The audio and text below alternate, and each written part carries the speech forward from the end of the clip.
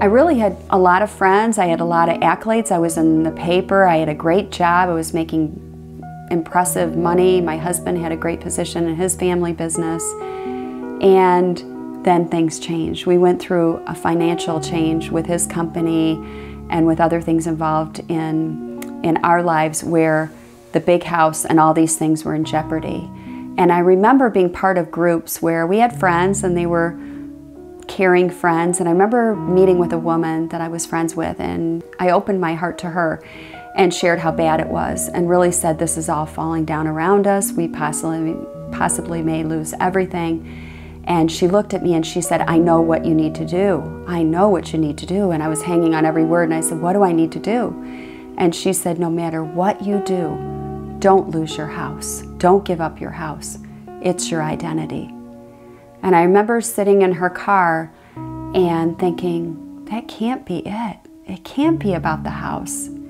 That can't be the answer to saving everything. And she knew money was a hard thing right now. We were having a difficult time. And so she wrote me a check and handed it to me, and I opened it up and it was $50,000.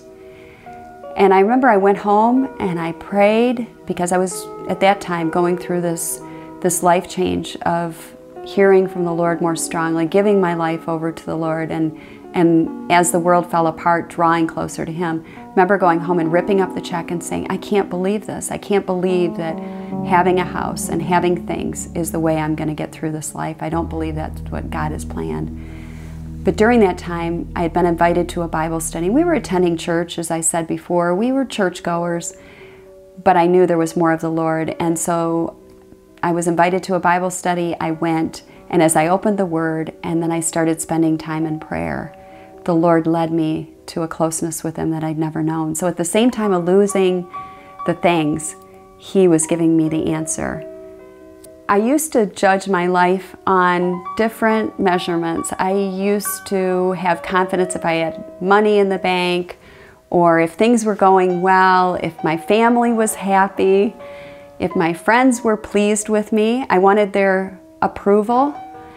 And those things are very addictive. When you get into measuring your happiness according to your wellness in people, in finances, you can have a really unrealistic view of your own wellness.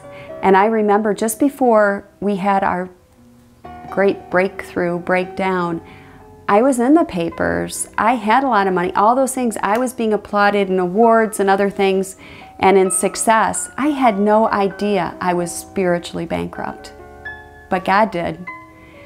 And so now I don't measure my life that way. I measure my life in my closeness from the Lord. If I don't feel close to Him, if I don't have peace, I meditate a lot on Galatians 5:22 on the fruits of the Spirit.